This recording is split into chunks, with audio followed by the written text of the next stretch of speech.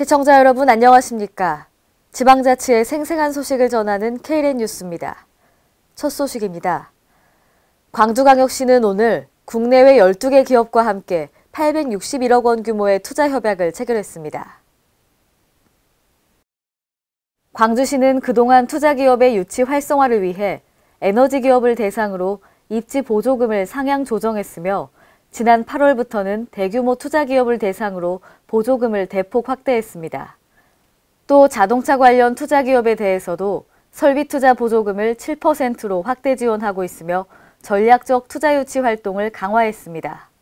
윤장현 광주시장은 투자기업들이 광주에 연착륙하고 매출을 증대할 수 있도록 최선을 다해 지원하겠다고 말했습니다. 국립현대미술관이 진위 논란을 빚고 있는 미인도에 대해 진품으로 결론 내린 뒤 전시를 추진해 일부 미술계에 반발을 사고 있습니다. 국립현대미술관 측은 오는 4월 18일부터 국립현대과천관에서 미인도를 공개하기로 했습니다. 이에 대해 미술계에서는 아직도 진위 결론이 나지 않는 작품을 일방적으로 진품으로 결정해서 전시를 하는 것은 있을 수 없다고 주장했습니다. 이와 관련해 이승우 평론가는 청경자 화백의 미인도가 위작이라는 근거로 연도 부정확, 크기 부정확, 위작 작가 등을 들어 설명했습니다.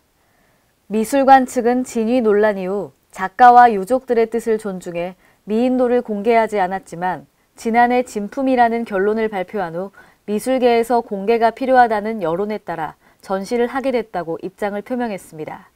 앞으로 국립현대미술관은 미인도 전시 방식을 법적 테두리 안에서 충분히 검토할 예정이라고 밝혔습니다. 서남해안갯벌 세계유산 등재 추진단 이사회는 유부도 보호 체계 확립이 세계유산 등재의 관건으로 보고 있습니다. 김민화 기자가 전합니다. 서남해안 갯벌이 세계 자연유산 등재 신청 후보로 선정된 가운데 철새 도래지인 유부도의 보호체계 확립이 세계유산 등재의 관건으로 떠오르고 있습니다. 서남해안 갯벌 세계유산 등재 추진단 이사회는 7일 제7차 회의를 열고 충남 서천 지역의 유부도가 제외된다면 등재 기준 적용이 어렵다고 판단했습니다. 이날 이사회에서는 기본적인 보호법으로 습지보존법을 적용하고 철새들의 먹이 활동과 서식지의 주 역할을 담당하는 서천 유부도와 관련해서는 문화재 보호법을 적용해 해법을 찾기로 했습니다. 문경호 사무국장은 유부도 육지부에 대한 매입과 육산부를 포함한 갯벌 지역까지를 문화재 보호법을 적용하고 육산부를 제외한 나머지 갯벌 부분은 습지보존법으로 중첩 적용하려는 방안을 계획하고 있다고 말했습니다. 이어 유부도는 세계유산으로 반드시 등재되어야 하고 이것은 단순하게 유부도만의 문제가 아니라 서남해안 갯벌 전체를 세계유산으로 등재하는 데 관련되어 있다고 강조했습니다. 올해는 세계유산 등재 신청서 작성을 완료해야 되는 매우 중요한 시기입니다. 각 자치단체와 지역 주민과 합심을 해서 우리가 이 세계유산 등재 추진이 성공적으로 완료될 수 있도록 노력해 주실 정부입니다. 김일재 전북도 행정부지사는 전북도에서도 적극적으로 지원을 할 것이니 관련 시군에서도 같이 협조를 해주시길 부탁드린다고 요청했습니다. KLN 김민아입니다. 최근 군산시가 경기 침체와 불황에 잇따르면서 난항을 겪고 있는데요. 이에 대해 군산시가 중소기업 지원 시책 설명회를 열고 중소기업에 대한 맞춤 경영 지원을 진행했습니다. 유희광 기자가 보도합니다. 최근 군산조선소 폐쇄와 한국 GM 군산공장 신차 생산 중단으로 경기 침체와 경기 불황이 잇따르는 등 고전을 면치 못하고 있는 상황에서 전북 군산시가 중소기업에 대한 맞춤 경영 지원을 통한 해결책 모색에 나섰습니다. 군산시는 7일 중소기업 지원시책 설명회 및 상담회를 열고 관내 중소기업의 실질적 지원 시책과 다양한 정보 제공을 위한 자리를 제공했습니다. 설명회에서는 2017년 군산시의 중소기업 지원 시책에 관한 설명과 지난해 지원 사업 중 우수 사례를 알렸으며 상담회에서는 자금, 인력, 기술 정보 등 분야별 기업 맞춤 지원을 위한 유관기관별 상담부스를 운영했습니다.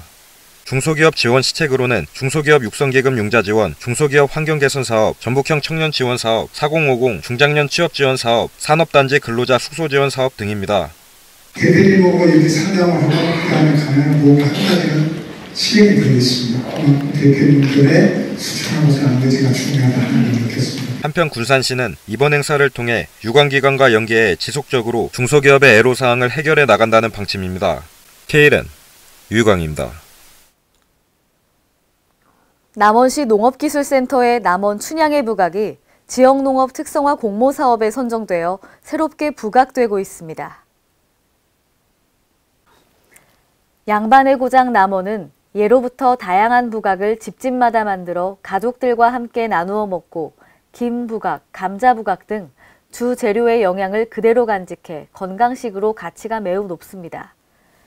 남원의 부각업체는 15개소이며 가내수공업 형태의 가정집도 100여 곳에 이릅니다. 부각의 연간 판매액은 25억으로 추정되고 남원산 찹쌀은 연간 100여 톤으로 추정되어 쌀 소비 및 농가 소득에 크게 일조하고 있습니다. 남원시 농업기술센터는 올해 표준 레시피를 보급하여 판매액 10% 증대를 목표로 국내 유통시장 확대를 위한 박람회와 판촉 행사, 미국 수출 등을 준비하고 있습니다. 완주군은 공공급식 지원 심의위원회를 개최하고 2017년도 학교급식 지원 사업을 본격 추진합니다. 이에 따라 2017년 학교급식은 총 50억 6,500만 원의 예산으로 유치원부터 고등학교까지 88개교 12,513명의 학생들에게 지역에서 생산되는 안전하고 신선한 먹거리가 공급될 예정입니다. 다만 지난해와 달리 무상급식비가 각각 200원씩 올랐습니다. 또한 친환경 쌀, 친환경 농산물 2개 사업으로 구분했던 것을 친환경 농산물 지원 사업으로 통합 지원함으로써 원활한 사업 추진이 전망됩니다. 이상으로 KLN 뉴스를 마칩니다. 시청해주신 여러분 고맙습니다.